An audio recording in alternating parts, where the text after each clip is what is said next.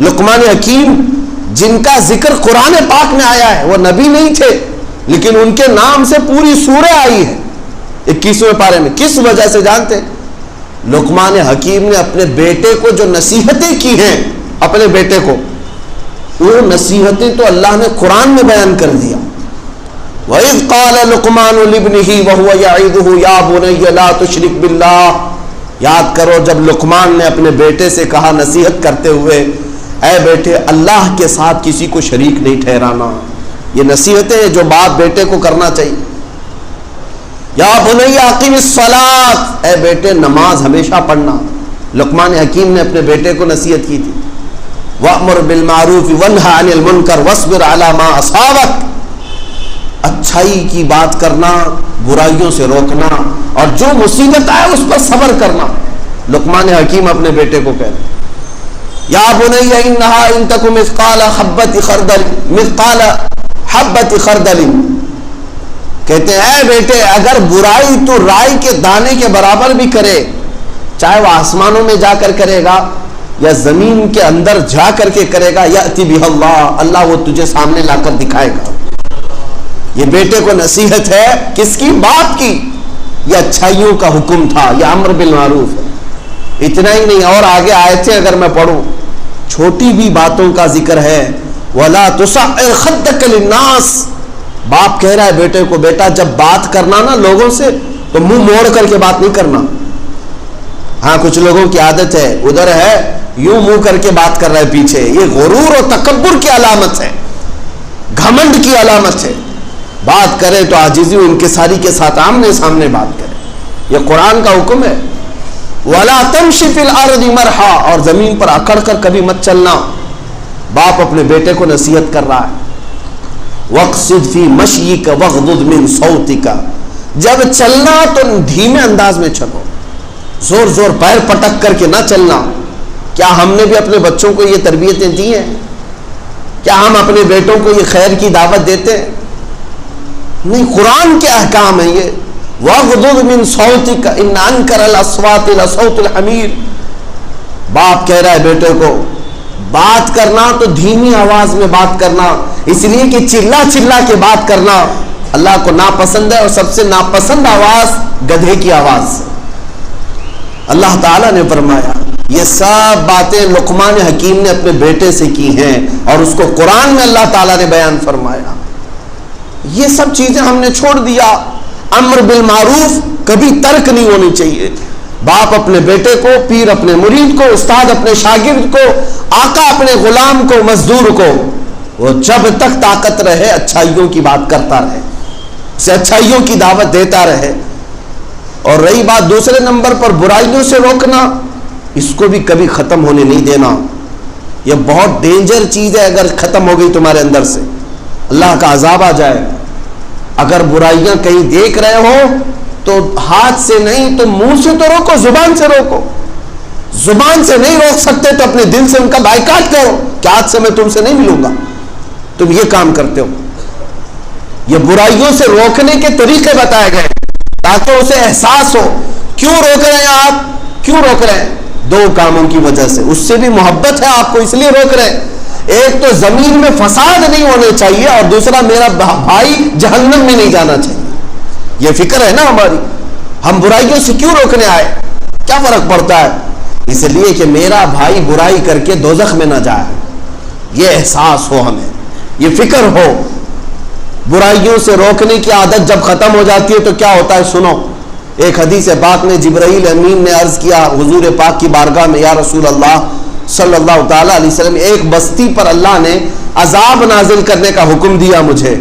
میں اس بستی پر عذاب لے کر کے اترا، لیکن اس بستی میں ایک نیک بندہ تھا، باقی سب گنہگار تھے، نافرمان تھے، بہت سارے گناہوں میں مبتلا تھے، لیکن ایک بندہ تو نیک تھا، اتنا نیک تھا کہ اس نے کوئی گناہ ہی نہیں کیا تھا. تو حضرت جبرائیل کہتے میں نے اللہ سے پوچھا اے رب ذوالجلال اس بندے کا کیا کروں جو ایک نیک بندہ اس میں رہتا ہے.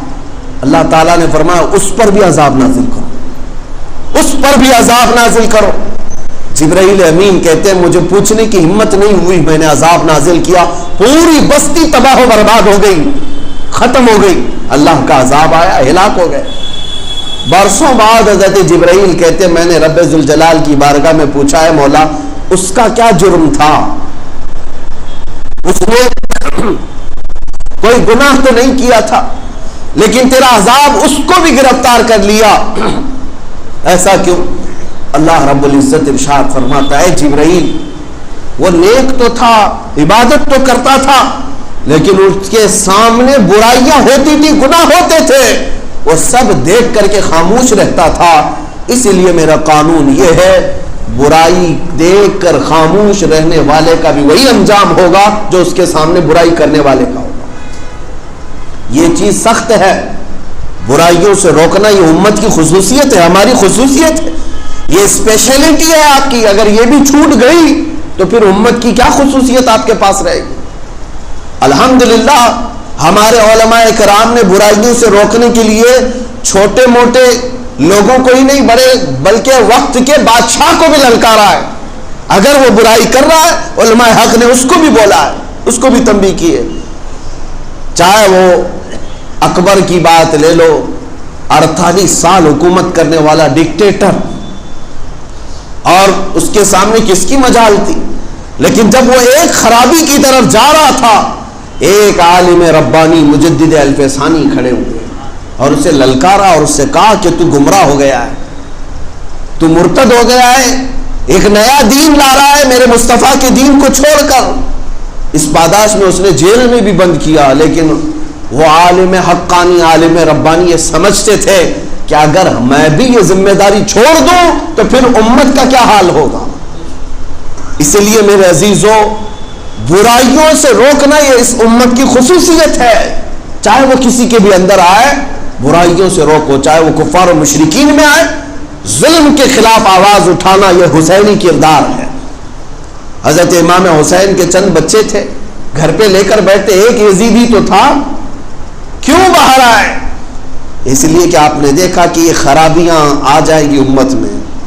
ایک عیاش طبیعت کا شخص جو فاسق و فاجر شراب نوشی کرتا ہے، وہ اگر آ رہا ہے امت مصطفیٰ کی حکمرانی کے لیے تو آگے بڑے نقصانات ہو سکتے ہیں۔ آپ آئے باہر، اس پاداش میں آپ کو اس کی وجہ سے آپ کو کیا کیا نقصانات اٹھانے پڑے، بچے، اپنی عورتیں اور گھر بار، خود اپنی جان سب چلی گئی۔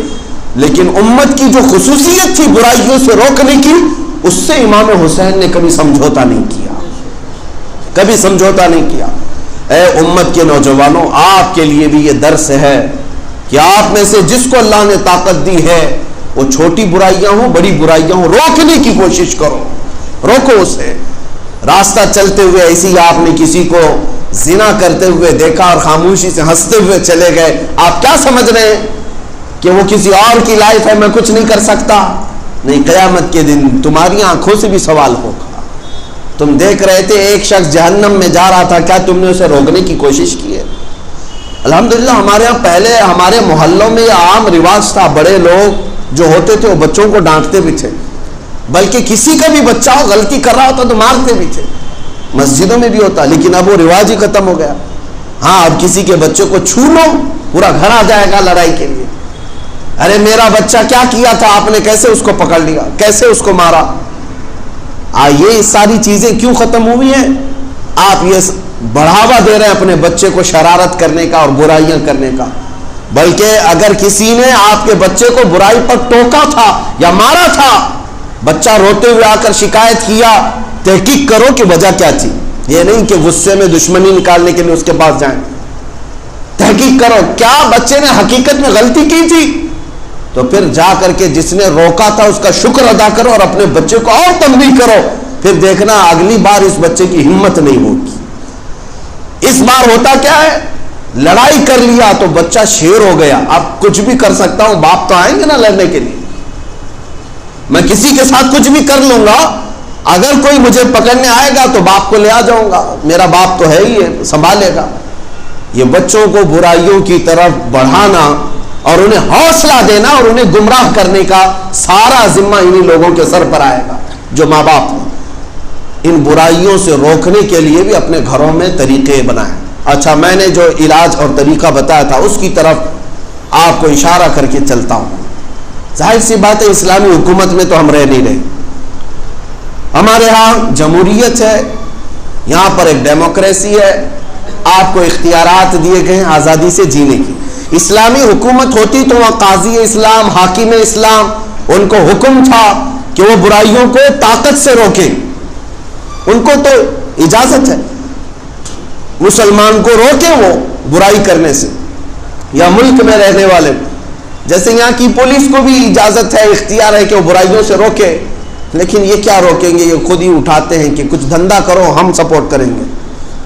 ہاں یہ سب تو باتیں آتی ہیں, ہم نے سنا بھی ہے بہت ساری جگہوں پر. سارے لوگوں کے لیے نہیں کہتا, نشہ کا کاروبار کرنے والوں کو بہت زیادہ سپورٹ کرنے والے کون ہوتے ہیں؟ اگر یہ چاہیں تو 5 منٹ میں سب کو روک دیں, بند کر دیں. یہ بزنس بھی ہوتا ہے, سب کچھ پتا ہے, کہاں سے مال آتا ہے, کہاں بکتا ہے, یہ پولیس والوں کو بھی پتا رہتا ہے, لیکن چھوٹ دی جاتی ہے. یہ برائیوں سے روکنے کا طریقہ نہیں ہے, یہ نہیں ہے طریقہ. برائیوں سے روکنے کا طریقہ یہ اپنا ہو یا غیر ہو, میری زمین کو ناپاک نہیں کرنا چاہیے. اب میں آپ کو بتاتا ہوں مسلمانوں کو کیا کرنا چاہیے آپس میں. اس میں فرمایا گیا کہ اگر تم کسی کو کھلے عام حرام کاریوں میں مبتلا دیکھو تو شرعی طور پر تمام مسلمان اس کا بائیکاٹ کریں. اگر محلے میں, معاشرے میں کوئی سودی کاروبار کرتا ہے, میرے آقا کی حدیث ہے, جس نے سود کا ایک لقمہ کھایا, سود کا ایک درہم کھایا, گویا کہ کعبے کے سامنے اپنی ماں سے زنا کرنے کے برابر. اتنا بڑا گناہ ہے. سود کو عام سمجھتے ہیں مسلمان آج, یا ان کا دیکھا دیکھی سمجھتے ہیں کہ راتوں رات امیر بن جائیں گے. تمہارے لیے سخت حرام ہے, اور سب سے خطرناک قسم کا حضور اکرم صلی اللہ علیہ وسلم نے اس کو گناہ بتایا, اور اتنی بڑی وعید میں نے سنا بھی نہیں. ارے کعبے کے سامنے ماں سے زنا کرنے کے برابر ہے سود کا ایک لقمہ کھانا. اور جب اتنا بڑا گناہ اپنے معاشرے میں دیکھ رہے ہیں تو آپ کیا کرتے ہیں اس کے ساتھ؟ روکنے کی کوشش کرنی چاہیے. نہیں رکتا. وہ کیوں نہیں رک رہا ہے وہ بھی میں آپ کو بتاؤں. سود کے پیسے جمع کرتا ہے, سال میں ایک مرتبہ بڑی دعوت کرتا ہے, آپ کو بھی بلایا, ان کو بھی بلایا, اور صاحب سینہ چوڑا کر کے اس کے گھر پر چلے گئے, ہاں حاجی صاحب, اور گل پوشی بھی کیا اور چلے آئے. اس سے کیا ہو گیا؟ اسے کبھی احساس نہیں ہوگا کہ وہ گناہ کر رہا تھا. سب کا جو سپورٹ حاصل ہے نا, سب کی جو مدد حاصل ہے, اسے احساس ہی نہیں ہوگا کہ وہ کچھ گناہ کر رہا ہے. وہ سمجھے گا میں تو اچھا ہی کر رہا ہوں, دیکھو میرے ساتھ سب اچھے اچھے لوگ بھی آتے ہیں, نیک لوگ بھی آتے ہیں, حاجی صاحب بھی آتے ہیں, مولانا لوگ بھی آتے ہیں. پیسوں کے بل بوتے اگر کوئی گناہوں پر اسی طرح اڑا رہا تو اس کی ذمہ دار وہ لوگ بھی ہیں جو اس کا سپورٹ کرتے ہیں. ہونا کیا چاہیے؟ تمامی مسلمان اتحاد اور اتفاق کے ساتھ ایسے گناہوں کو روکنے کے لیے اس کا بائیکاٹ کریں. چند ہی دنوں میں عقل ٹھکانے پر آئے. اگر گھر کے کوئی معاملات ہوں, کوئی ایک بندہ تو کھڑے ہو کر کے کہہ دے آپ کے گھر پر کھانا حلال نہیں ہے, سود کا کاروبار چھوڑ دو, انشاءاللہ ہم آپ کے ساتھ حاضر ہوں, آپ کے ساتھ آئیں گے. احساس تو پیدا ہونے دو, ہم احساس بھی نہیں کرنے دیتے. یہ صرف سود کی ایک مثال میں نے بتایا. ہر گناہ پر جو چوری کرتا ہو, شراب نوشی کرتا ہو, یا جوا کھیلتا ہو, یا نشہ بیچتا ہو, کرتا ہو, ان سب کے ساتھ بھی دیگر سارے مومنین کے لیے ضروری ہے کہ ان کی اصلاح کے لیے, یہ نہیں کہ ان کو نکال کر پھینکنے کے لیے, ان کی اصلاح کے لیے کوئی طریقہ اپناؤ تاکہ وہ بھی صحیح ہو جائیں اور تمہارے شانہ بشانہ جنت